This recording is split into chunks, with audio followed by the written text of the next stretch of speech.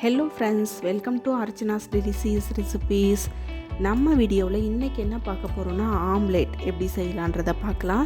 இந்த ஆம்லேட் பார்த்திங்கன்னா கொஞ்சம் வித்தியாசமாக நம்ம செய்ய போகிறோம். அதாவது நம்ம வீட்டில் உள்ள வெஜிடபிள்ஸ் எல்லாத்தையும் ஆட் பண்ணி நம்ம செய்ய போகிறோம். இந்த ஆம்லேட் பார்த்திங்கன்னா டிஃப்ரெண்ட்டாகவும் இருக்கும், அதே போல் டேஸ்ட்டும் ரொம்ப ரொம்ப அட்டகாசமாக இருக்கும். வாங்க இந்த ஆம்லேட்டை எப்படி செய்யலான்றதை வீடியோக்குள்ளே போய் பார்க்கலாம். இந்த ஆம்லேட் செய்கிறதுக்கு தேவையான பொருள் என்னென்னு பார்த்துடலாம். கொஞ்சமாக கட் பண்ணி எடுத்து வச்சுருக்கிற கருவேப்பிலை, கூடவே சின்ன சின்னதாக கட் பண்ணி எடுத்து வச்சுருக்கிற பீன்ஸ், அதே போல் 2 கேரட்டை இது போல் துருவி எடுத்து வச்சுருக்கேன். வெங்காயத்தை சின்ன சின்னதாக இது போல் கட் பண்ணி எடுத்து வச்சுருக்கோம். இப்போ நம்ம ஒரு பாத்திரம் எடுத்துக்கலாம். அந்த பாத்திரத்தில் முட்டை எல்லாத்தையுமே நம்ம உடச்சி ஊற்றி எடுத்துக்கலாம். உங்களுக்கு எத்தனை முட்டை தேவையோ அத்தனை முட்டை நீங்கள் உடச்சி ஊற்றி எடுத்துக்கோங்க. நம்ம இன்றைக்கி 5 முட்டை உடச்சி ஊற்றி எடுத்துருக்கோம். அதில் தேவையான அளவு உப்பு சேர்த்துக்கலாம். கூடவே 1/4 டீஸ்பூன் அளவு மஞ்சள் தூள், 1/4 டீஸ்பூன் அளவு மிளகாய் தூள், 1/4 டீஸ்பூன் அளவு மிளகு பொடி. இது எல்லாத்தையும் சேர்த்ததுக்கப்புறம் நம்ம கட் பண்ணி எடுத்து வச்சுருந்த கருவேப்பிலையை சேர்த்துக்கலாம். கூடவே நம்ம கட் பண்ணி எடுத்து வச்சுருந்த வெங்காயத்தை சேர்த்துக்கலாம்.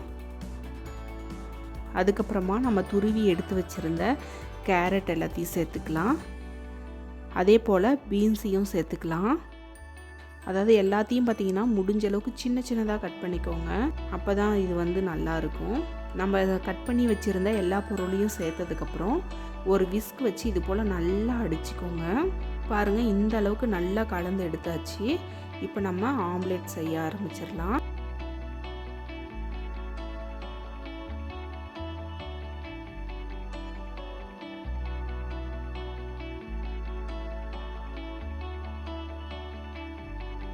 அதுக்கு ஒரு தவாவை இது போல் சூடுபடுத்திட்டு அதில் கொஞ்சமாக எண்ணெய் இது போல் எல்லா இடத்துலையும் ஸ்ப்ரெட் பண்ணி விட்டுக்கோங்க. தவாவை ஓரளவுக்கு மிதமான ஃப்ளேமில் வச்சுக்கோங்க.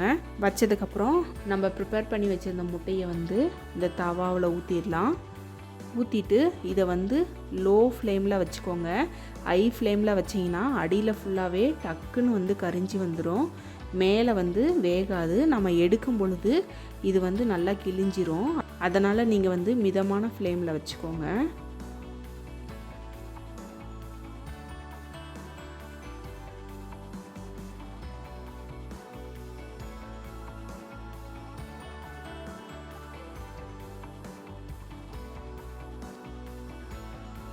இது போல் சைடில் எல்லாத்தையும் எடுத்து விட்டுட்டு இது போல் மெதுவாக தூக்குனீங்கன்னா இது போல் மெதுவாக தூக்கி திருப்பி போட்டுடலாம்.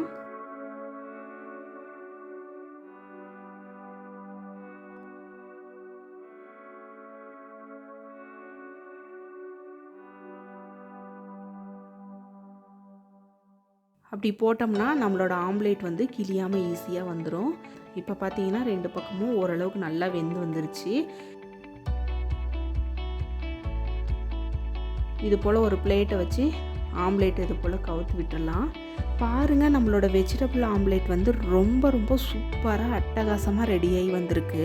பார்க்கவே ரொம்ப சூப்பராக இருக்குது. இது ஒன்று சாப்பிட்டாவே போதும், வயிறு நிறைஞ்சிரும். அந்தளவுக்கு இது டேஸ்ட்டாகவும் இருக்கும். கண்டிப்பாக இந்த ஆம்லேட்டை இதே மெத்தடில் நீங்களும் ஒருக்கா ட்ரை பண்ணுங்கள். ட்ரை பண்ணிவிட்டு எப்படி வந்துச்சுன்னு உங்களோட ஃபீட்பேக் எங்களோட ஷேர் பண்ணுங்கள். இந்த வீடியோ உங்களுக்கு பிடிச்சிருந்தா மறக்காமல் லைக் பண்ணுங்கள், சப்ஸ்கிரைப் பண்ணுங்கள், ஷேர் பண்ணுங்கள்.